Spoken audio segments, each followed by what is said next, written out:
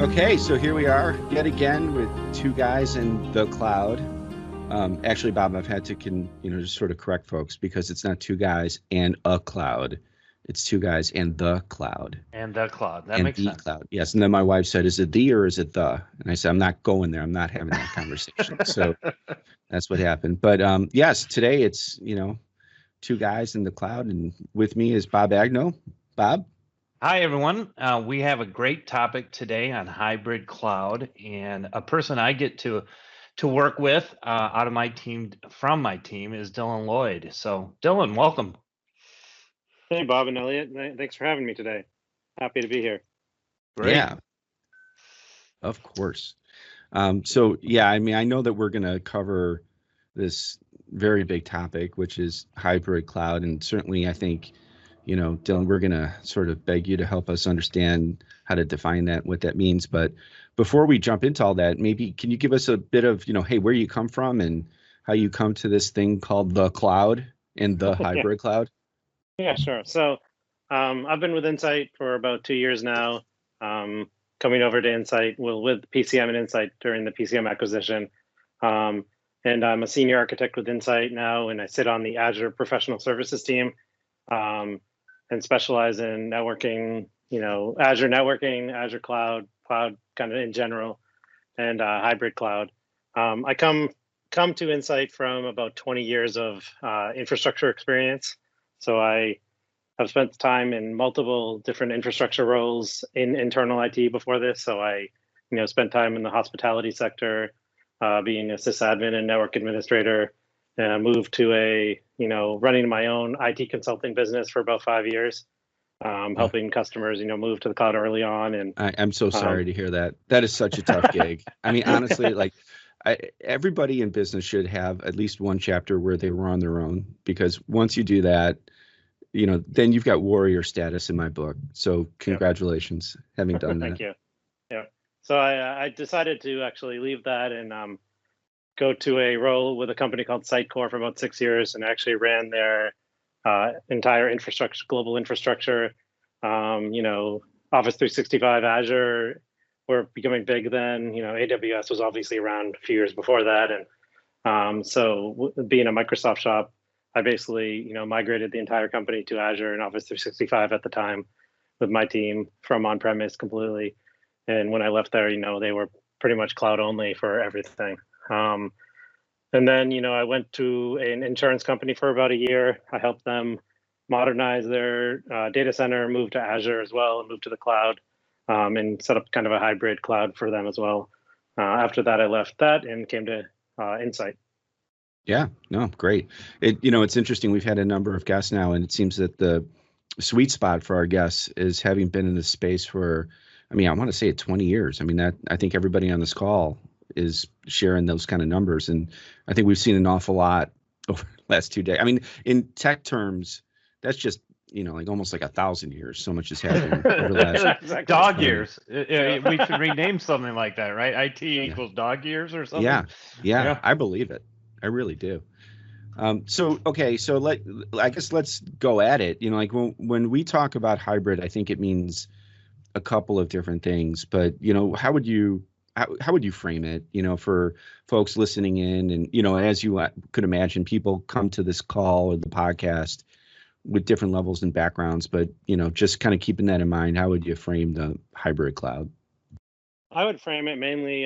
It's because as everybody knows, as we all know, cloud is really, when you originally talk about cloud, it's really a marketing term, right? So when you talk about cloud, people think of, they typically think of the public cloud, which is Azure, AWS, Google, whatever you want to frame it, whether it's, public cloud IaaS, public cloud PaaS, or public cloud SaaS, they're all kind of public cloud. Nobody really ever talks about private cloud. Well, we do nowadays because we're talking about now, but private cloud is now the marketing term in my book for your traditional data center. That is a on-premise data center that's either in a co-location somewhere that you connect to, just like Insight runs, or another co-location, or your own data center in your office, or a data center that a company runs on its own. And that's a private cloud. And when you combine a private cloud and a public cloud together, and you have a connection between those, and you run workloads in both of those environments, then in my mind, that's what hybrid cloud is, and that's what it should be. Yeah. No, I mean, I fair, and I don't know, Bob, I know you deal with this every day, in terms of working Yep. with clients as they move from, maybe an on-premise environment into a hybrid structure or, into 100% public cloud. And I guess what I'm most curious about, from maybe both of you guys is, what motivates an organization, to move from their strictly on-premise environment to a hybrid structure to the public cloud, and when are there those advantages where hybrid makes sense versus just entirely in the public cloud? I feel like there's all these gateways of decisions along the way, and I'm always Yep. curious, and you guys are there, so I'm hoping to let myself shut up and listen to you guys talk a bit about that. Well, I'll go first. And what's interesting is I think customers like to do things in phases, right? I'm going to date myself again with the .com, right? But everyone didn't want to get a .com website when that was first out there. People are very interested in the public cloud, but they're interested at different levels, and they want to move there in different phases. I'm not sure they 100% trust it completely yet. And my experience is they really like keeping some of the important stuff in their private cloud. And Dylan, I really never thought about it, but you're absolutely right. Having the private cloud being a data center, right? Keeping those workloads that are very critical to their business close to the vest, and letting some of the other things that may not be as critical move to the cloud, so that there can be continue to be a comfort level with the public cloud, and getting used to some of the different nuances of being in the cloud. Dylan, what do you think? No, I agree with that, and I think there's also some other things. I think as people move to the cloud, they get a little more comfortable with it. With the public cloud, they get a little You more bet. comfortable Yeah. with it. And when as companies and people move to that, as they get comfortable, they can move more workloads. But with that being said, I think still there's a big reason why people stay hybrid cloud nowadays. And this is coming from me. I'm obviously a big proponent of cloud. I think if you can run your entire infrastructure in the cloud, you should, because it makes more sense nowadays, in my opinion. Because you can offload all those maintenance tasks, all the hardware. Don't have to worry about hardware failing anymore. Don't have to worry about all that stuff that you had to in the Right. past. And when you look at cost, and Bob knows this, comparing when you run things in public cloud correctly compared to on-premise, they come out in the IaaS world, they come out to be about the same. And then you move to PaaS, it gets a little cheaper. But and I just wanted to throw that out there. But then you get down to there are people that need to stay hybrid cloud. They will run those workloads that they can in the cloud, in the public clouds like AWS, Azure, Google, things like their backend office systems, accounting systems, stuff like that can be run in public cloud really easily. There's two areas where I see, especially working with customers on this constantly, where I see them not being able to do that. One is in the manufacturing sector. They have systems that are sitting on the manufacturing floor that need very low latency. To those systems, they need to be there and available at all times. And those latency requirements, you can do some things in public cloud nowadays to get that latency down, but it's still that latency requirement for those manufacturing sectors are so critical that I don't think I ever see them. Maybe in the future there'll be a change, but at this point I don't see them being able to not run a hybrid cloud at this point.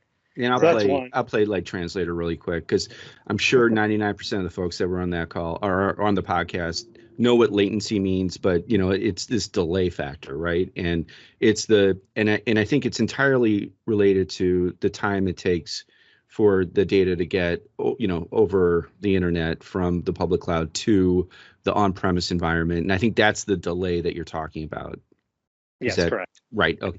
So, I mean, and I bring it up also because, what I also realize about this podcast is, there are business folks on this call, particularly in the manufacturing space, that, may have these questions about the public cloud and not know where some of those gaps are. And admittedly, latency tied to the time it takes for data to get from the public cloud to on-premise environments is a conversation that happens. And to your point, things have changed to make that faster and more streamlined, but it is a real facet to this, I think. So you're right. Yeah. Absolutely.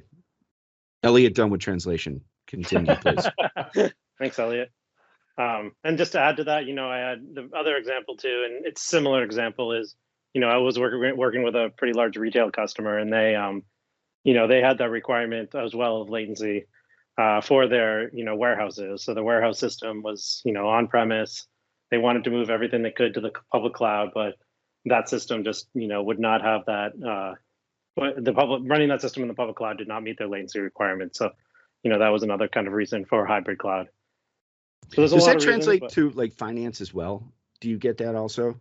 So when I think of latency delays, I think about trades in the world of finance, and that. Do you run into that in terms of that requirement?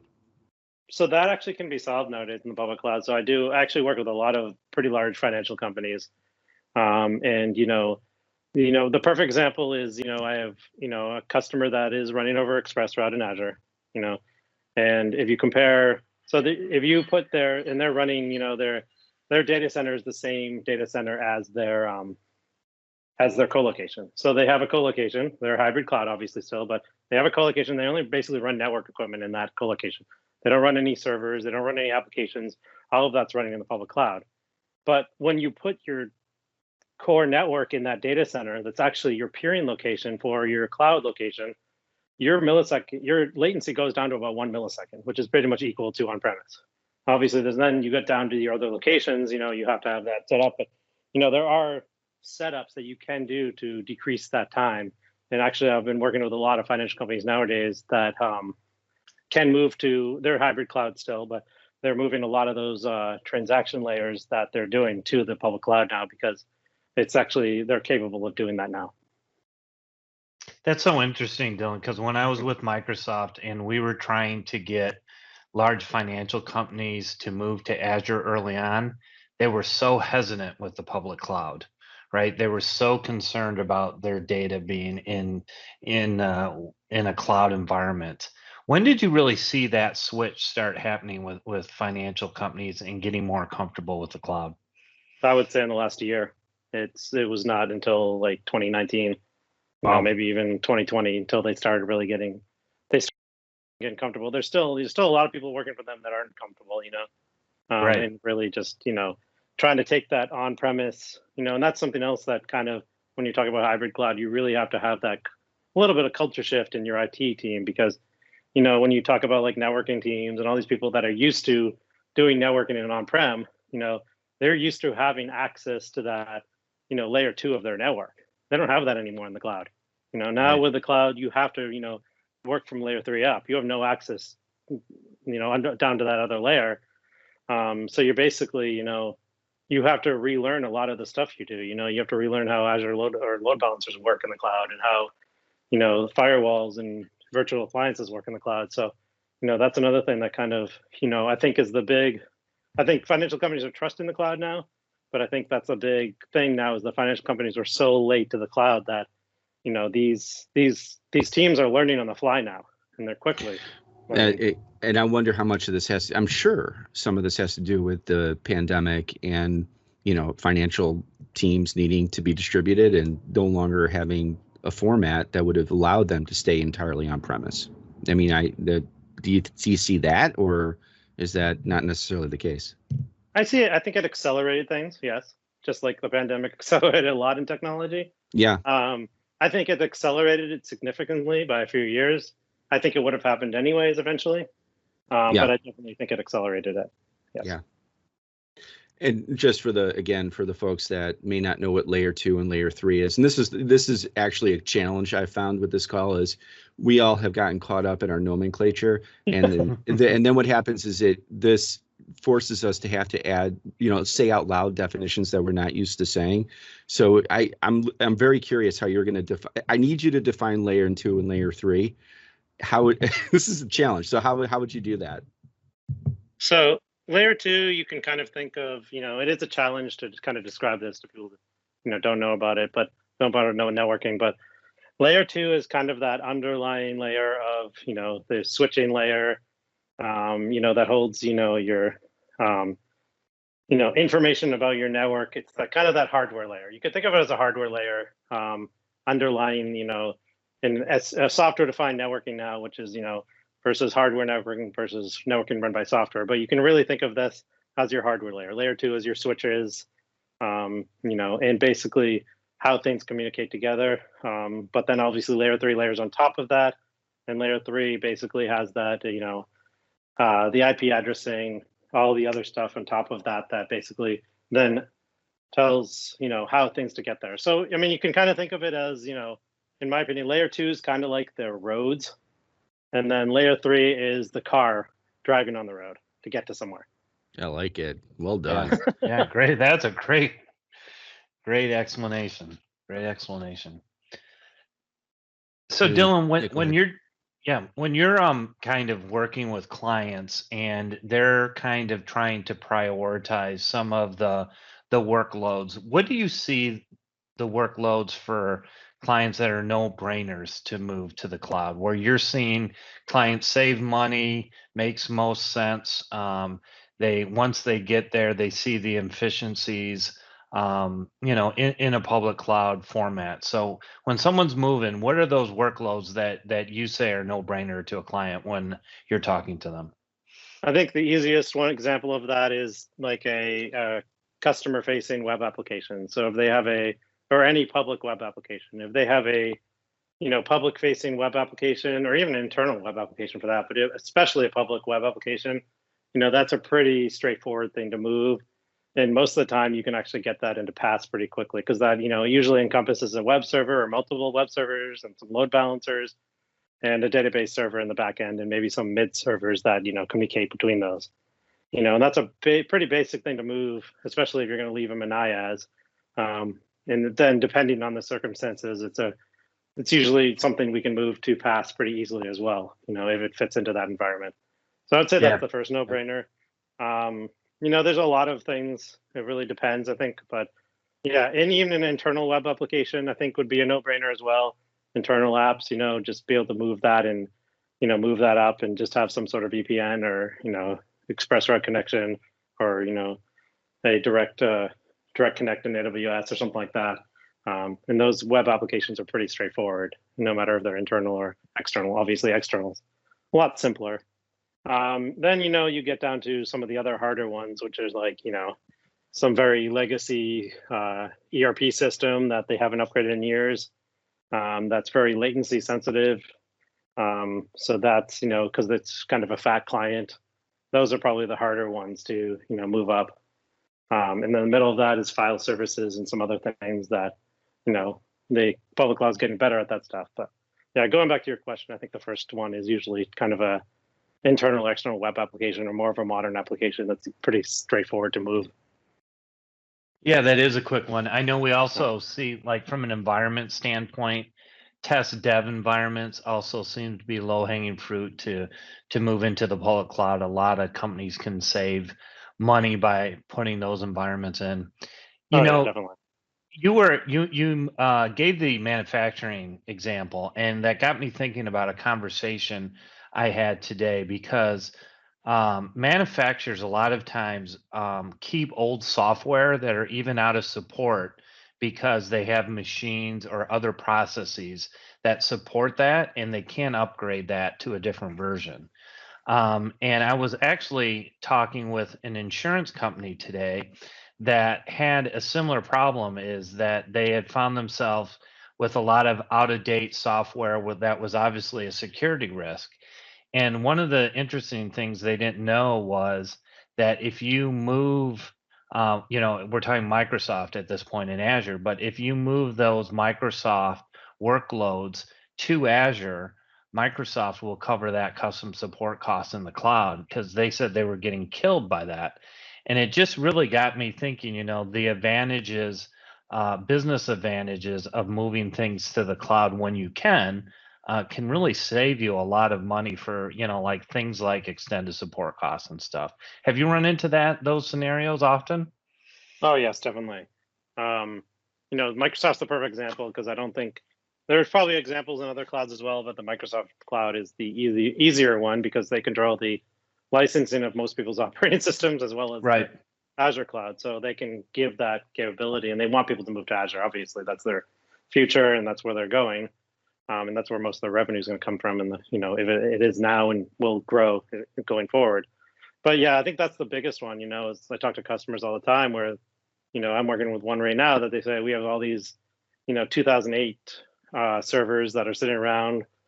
We're not really ready to upgrade things, but we need to get, move these out, and we don't want to. Either they are paying the extended support costs, or they don't want to pay those.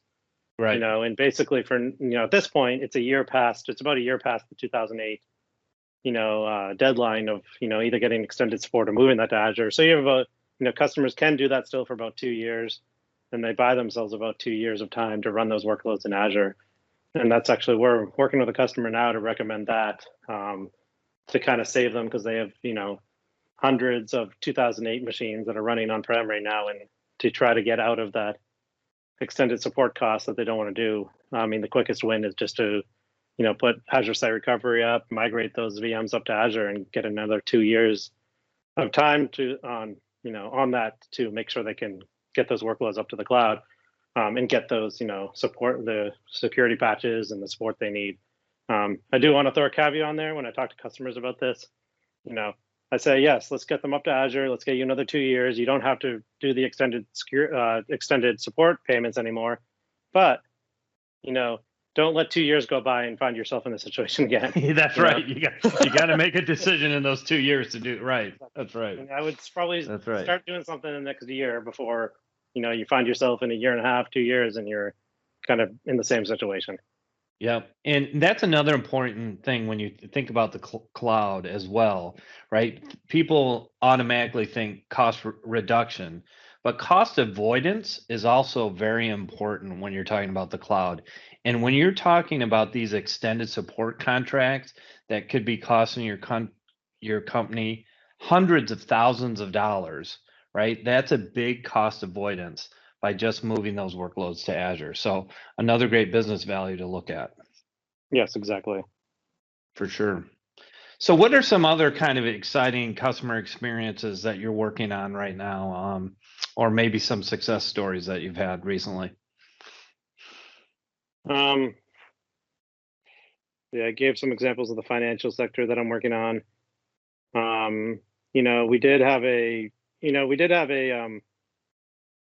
few customers. We're actually working on a customer right now that actually got, they actually got breached by hackers, and they they have a hybrid cloud now. They weren't in the cloud at all before this, and now they have this hybrid cloud topology, and that's actually how we got them out of the situation, because they were in that situation where they had a lot of old antiquated operating systems running that weren't being patched. So we basically picked those quick wins we could and moved them to Azure really quickly, to basically get those extended support updates, get those, make sure they're being patched, and make sure they're in a controlled environment, make sure they have, controlled backups in Azure, and that's the good thing. The big difference I feel is between on-prem and Azure and cloud, or any cloud, is that, DR backup piece, because, and then we can get into that with hybrid cloud a little bit in a minute, but basically what I think is just, okay, so you have all your stuff on-prem, right? You have backups on-prem. You might have them in a remote location, but that's all connected somehow usually. Maybe some people have air gap backups, but most people don't do that nowadays. You have everything on-prem. You get crypto lockered, and that rips through the entire network.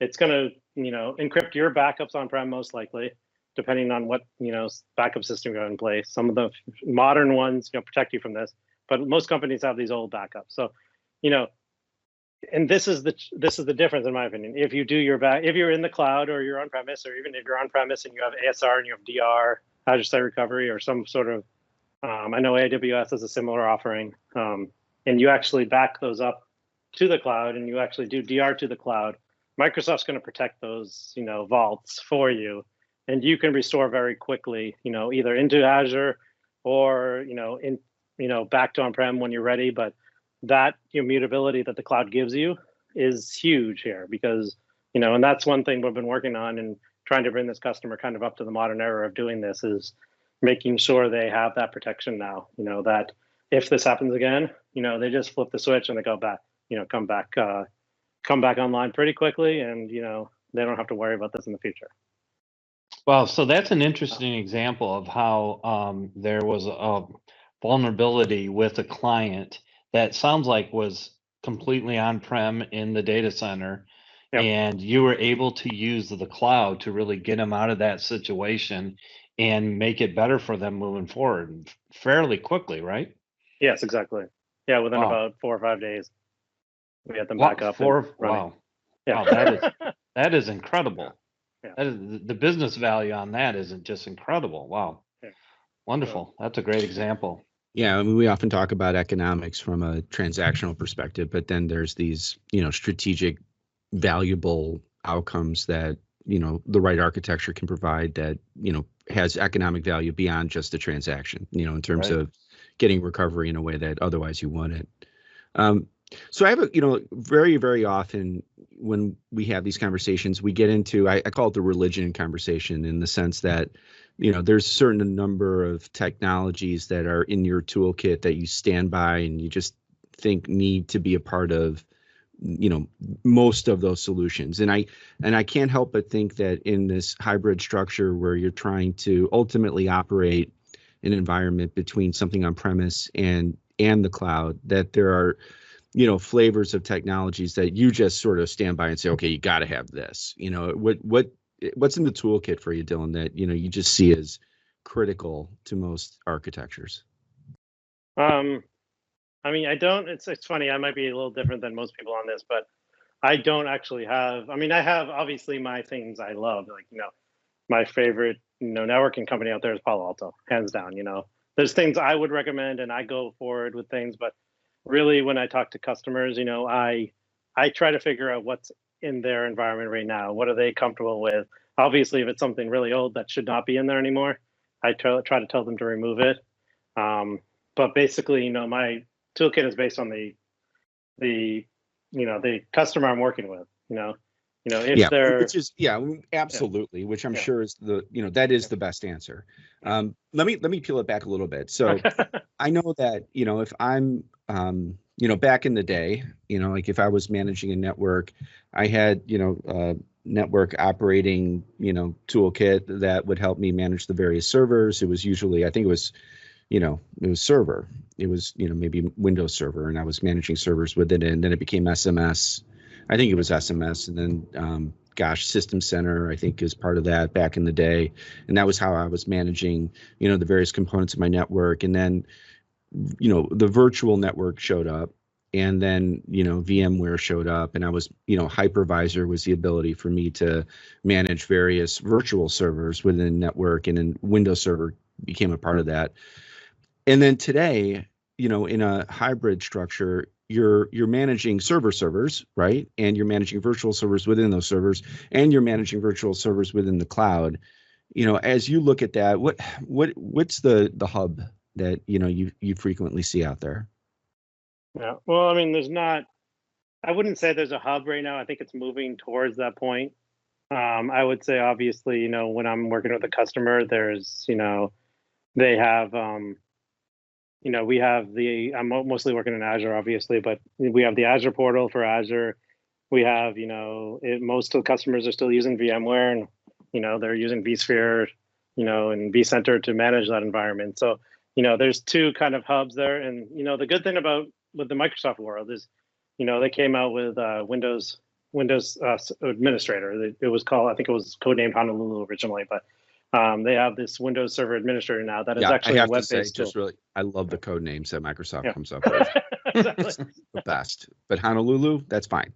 Yeah, but the Server Administrator they have now is all a web-based tool now, and you can actually connect that to your on-premise environment as well as your Azure environment, your AWS, whenever these Windows servers are running in.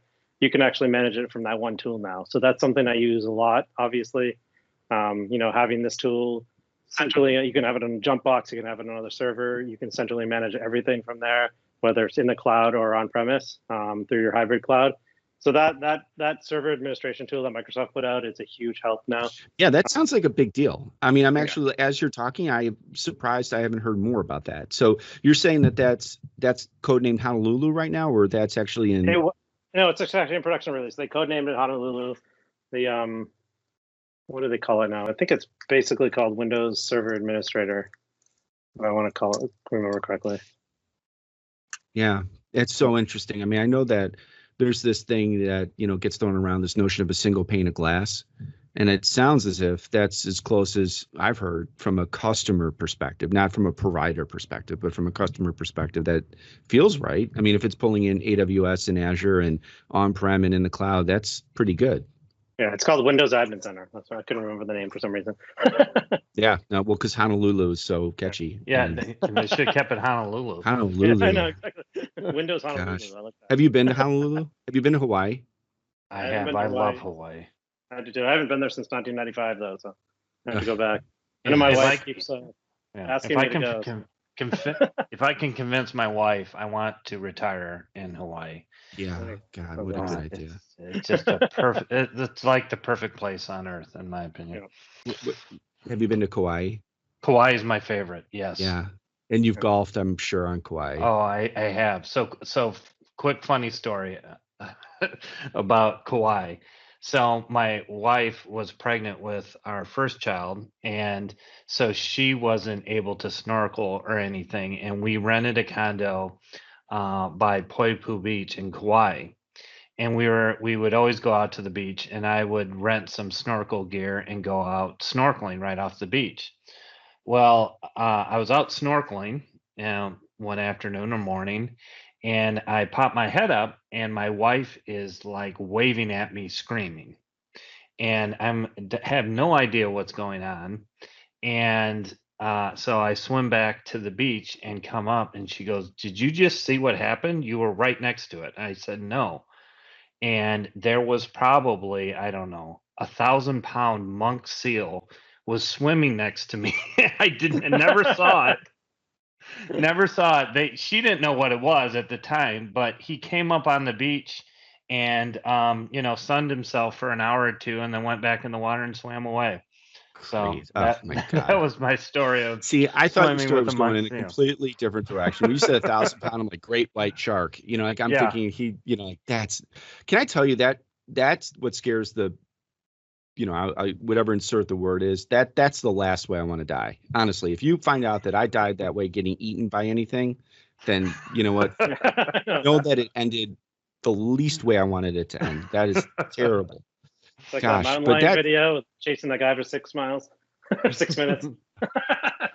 I can't even imagine. The only time once I went snorkeling and I jumped in and I'm snorkeling and I was maybe, I don't know, 19, 20 years old. And the guide who, I can even see this to this day. To this day, I'm still mad at him. He took like a handful of bread and he threw it at me, like all the crumbs. And instantly, like thousands of fish were around me eating the crumbs. And I've never felt more claustrophobic, more. There are words I want to use that we're trying to keep this podcast at a certain rating, and I'm not going to use them. But man, that was upsetting. There were like sunfish. It wasn't like I was attacked by sharks, but the sunfish scared me. So I shouldn't be scuba diving, I guess. It's like the fish nibbling your feet. It's kind of freaky, Yeah. Tell me about it. And I don't think that somebody thought that was a good idea, and then they started to make money on it. I mean, crazy. Yeah. Okay, wait. So back to life. All right. So let's in terms of what was Honolulu, the system. So beyond that, though, like if I want to set up a hybrid environment, what are the other things that I should be checking off in terms of infrastructure or what's in the toolkit? Yeah, and to that point, Dylan, if you're going to do it the right way, what is examples of people doing it the wrong way as well? Because I think it's also important to learn the common mistakes people make, in setting it up the wrong way as well. Yeah. So I think the toolkit question. I think there hasn't been a the industry, like you Elliott, you said the word. The industry has been for a while. Marketing companies have been saying for a while. If you get our product, you'll have a single pane of glass. That, in my opinion, that never really existed. Because you can get a single pane of glass for some things, like monitoring system, right? So when I was running my hybrid cloud, I wanted to have one monitoring system to monitor everything. So I had AWS, Azure, on premise. I wanted that. I didn't want to use a monitoring system built in the cloud, even though those are great. If you're in that single cloud or just a single cloud or maybe hybrid, I wanted that to be, completely encompassing. So I used a system called Logic Monitor that was a SaaS-based monitoring tool that basically monitored all my systems. And so I think the toolkit, there are toolkits I use, but I think it needs to be, it's always based around what you're doing. So the Windows Admin Center is a perfect example of something that can give you almost a single pane of glass for all your Windows servers, no matter where they sit. It also is extending out to the PaaS services now as well. And I think, it's coming into full circle here where these cloud companies now are actually bringing their systems, like Azure, for example. Microsoft released Azure Arc about a year ago. And what that's doing is basically going to you're going to be able to put an agent on your on-premise machines, and you'll be able to actually deploy Azure resources onto them and manage them through the Azure portal. So, I think these single pane of glasses are coming, but I think there's, a lot of, right now, I think to do it right, you need to have probably a couple toolkits up your sleeve to do this correctly. I hope that's where you're trying to get to. But and then Bob, to your point, doing it wrong is like, I don't know if you can, you could pick some old antiquated tools to do this incorrectly, yes, but those are really just, you need to modernize and you need to help get yourself up to a modern solution for that. But I think the mistakes most people make are, how, from a networking perspective, when you do a hybrid cloud, how are you connecting from on-premise to the cloud? How are you getting stuff back? For example, we come into a lot of clients where they basically say, we set up a cloud and we have all these, routes going there. And we kind of look at their routing and they have a lot of asymmetric routing going on. They have a path that, like going back to my road analogy, they have a bunch of roads that could lead their cars to, the cloud in many different multiple ways, and those cars could crash into each other a lot, and then they'll have problems. So it's really just, making sure you have a detailed plan, making sure you plan things out, making sure you have central management of those things to be able to do that. So, firewalls are a perfect example again. If you're running virtual appliances in multiple clouds and you're running virtual appliances on-prem, hybrid, make sure you centrally manage those with the utility. Palo Alto has Panorama, FortiGate has their own central management utility. I'm going back to Palo Alto. My thing is Panorama. Manage that from a central location. Make sure you can manage that quickly and easily, and you have the same management utility for all of your presence. So, yeah, as clients get to multi-cloud, right? I would imagine that managing all of that all together is just can be a nightmare if you don't do it correctly, right? Because you're looking at on-prem, you're looking at maybe your Microsoft stuff in Azure, your other stuff in AWS, and as more clouds come up with the Google or maybe Oracle, or maybe you got your SAP environment in the SAP cloud. To me, that sounds like a very challenging kind of type of management, not only from managing on a day-to-day basis, but the workloads as well. So that seems very complex, and making that simple, I think, is probably very important. Yes, exactly. So one of the stats that I saw over the last quarter, and I found it interesting, is that there's X% of clients that end up moving workloads from the cloud back on premise. Which to me, I get it. It's a sort of a two-way street. We're in this chapter of the industry where we're just sort of thinking in one direction. On-prem into the cloud, on-prem into the cloud. Which obviously there are cases for it, but then there are scenarios where people pause and think, this was better back in the cloud, back on-prem. Have you seen that? And what causes that? What are your thoughts on that? I think I have seen that, yes, and I think I think there's multiple causes of that. I think it could be a workload that people thought would be okay for the cloud, and then they actually put it up there and they realized, this actually doesn't work in the cloud. Maybe it's in one of those antiquated systems or the older systems or legacy systems that, has a thick client, and they wanted to try in the cloud, didn't work. They had to bring it back. So that's one example. The most cases when this happens or when a client's thinking about this is for cost reasons. And it's usually not cost because the cloud's more expensive, because it really isn't. it's usually, it probably most of the time can be lower cost if you do it right, but a lot of the time it's equal cost at least, and you don't have that worry about hardware layers that we talked about and all this hardware going down, and you don't have to worry about that anymore. But the most of the time it's because people are not governing their cloud solutions correctly. They're not putting the cost controls in place. They might be letting developers spinning up things randomly that have no controls in place at all. So I think the first step before anybody even thinks about the cloud or talks about the cloud, or even if they're in the cloud now and they're having this problem, or they're just starting out or they're really advanced, they need to really sit down and think about their governance policies. How are they going to tag things? How are they going to put budgets in place? How are they going to, what services are they going to allow people to spin up? What, if you go back to VMs, what VM sizes are going to allow people to spin up? I have a customer recently that, this is their first foray into the cloud. They build environments for customers that they have, and they always built on-prem. So they came to us to help them because this one customer wanted Azure. And so we built everything in Azure, and they kept saying, well, we need this SQL server, we need this.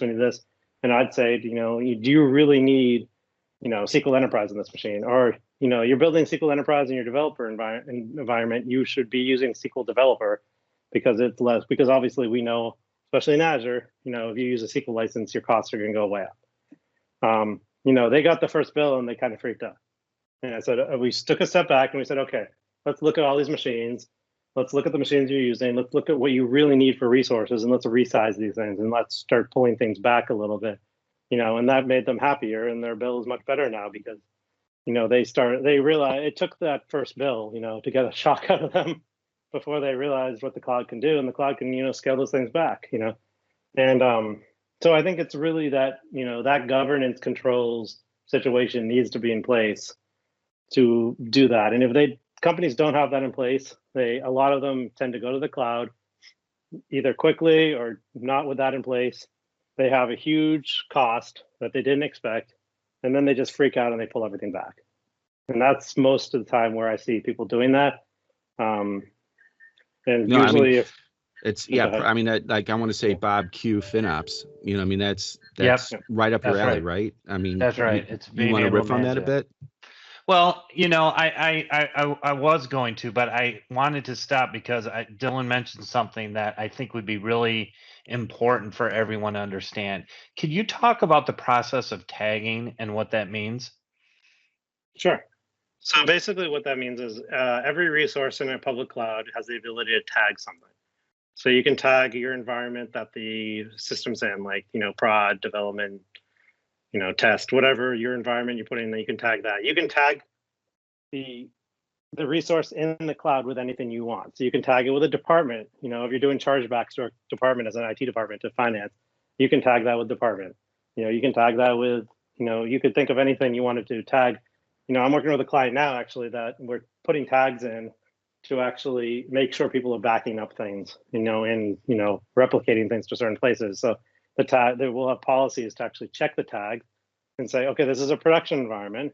This needs to be backed up, and it needs to be, their data needs to be retained for 35 days. So we'll actually have policies that check that, and it will actually fail and get it back to the owner of that application and say, you failed compliance now, you need to fix these problems. So tagging is very powerful. So that's one example of tagging. It can sit in compliance, it can help you with compliance issues. But then the other area it can help you is with budgets. So if you tag, something as, a certain application, or you have a budget to run that application per month or per year or per quarter, whatever it is, you can then run budgets and alerts on that and say anything with this tag should only cost me, $1,000 a month to run in the public cloud. And if you get to that $1,000 or close to that $1,000 a month, that alert will come out to you and say, you're nearing your budget. You might want to scale things back or do something to make sure you don't go over your budget. So, and tagging obviously can do a lot more than that, but it's basically just a way to classify your resources in the public cloud in order to do something with them, with a compliance, with a policy, with governance, with budgets. I don't know if you want to add to that, Bob. No, that's great. I mean, I think that's a really great example of how people can think of the cloud being the wild, wild west, and just adding something simple as tags can allow you to manage that at a much better rate than you have before. So if you're not tagging right now, please do that, because you'll know where cost is being spent, where other areas maybe not being spent, and it really gives you the better management of what you may consider right now an unmanageable situation. So please look into tagging if you haven't. Just back to Elliott's point on FinOps, if you're not familiar with it, FinOps is really a philosophy. There is an organization out there, it's finops.org, and they have a philosophy of doing things different now, basically in a cloud environment. And they're, from a high level, I won't go too deep, but they have really three areas, right? It's inform, it's operate, and it's optimize. And if you think, wow, that's not groundbreaking, Bob, it really isn't. But what it does is really takes different ideas on how to manage in this new world we live in, like making sure you have tagging, right? Having being able to manage what you have in the cloud, getting your hands around it, making sure you have predictable spend is the way that you're going to be more comfortable in the cloud. And you can almost manage it like the way you manage your data center for the last 15 or 20 years. You just need to take similar processes and ideas and apply them to the cloud. And this really allows you to understand these different areas. I think we're going to dive deeper into a podcast, but check out their organizational website. There's a lot of good information on there on ways you should be thinking about managing your cloud spend and your cloud environment. Yeah, it's people, process, and technology. I mean, it always is around those three when it comes to this space, and it's always a question of, is your organization made the investments in people, process, and technologies to master whatever it is we're talking about in this case, the economics or the governance of cloud spend, and making that commitment or partnering with an organization to help get that done. So it is the flavor of the month for sure, and part of our world. Yes. So I think we're approaching the top of the hour here, Bob. So Dylan, any last words of wisdom as we look to conclude yet another episode of Two Guys and the Cloud? No, I think the last thing I just want to leave people with is something, obviously, it's a big marketing buzz as well right now, but it's something that I believe is going to be the future of hybrid cloud or cloud in general, just to get people thinking about it a little bit is 5G, and all these, 5G, all these companies like Microsoft, Amazon, are partnering with the telco companies to actually extend their cloud close to the telco's data centers or in the telco's data centers. So when, 5G in a few years comes really, really up to speed with, driverless automobiles and all this stuff, you can use IoT devices or other companies, and companies are getting really interested in this stuff now too, especially with IoT. But when a customer of yours, of the company, has a device that's 5G, they can connect to that 5G tower or that 5G millimeter wave, and they can get straight into that cloud really quickly with low, we're going back to latency again, but low latency to be able to do those things that you're going to need to do in the future. So I think that's a big game changer. I know a lot of people are talking about 5G right now. I know it's a big marketing term right now because we're not quite there, but I really do believe that's going to be kind of a big game changer in the cloud, a hybrid cloud, and having that extension of your on-premise environment in the cloud is going to really help in that game as well. So I just wanted to mention that. No, that's great. And now we have another podcast we need to tee up. Yeah, that's a good one right there. Holy moly. And this is why IT years are like dog years, man. This stuff just keeps coming, and it's always so fast, so impactful, and that's awesome. Thank you, Dylan. And Bob, any parting words? Yeah, I have a client told me this a couple of years ago that I always thought it was funny. He said, "Friends don't let friends build new data centers." It's awesome. I love it. And with that, I think we wrap up yet another episode here at Two Guys in the Cloud, the Cloud. And I want to thank you, Dylan, very much for joining us. And for everybody out there, we'll talk to you soon. Thanks.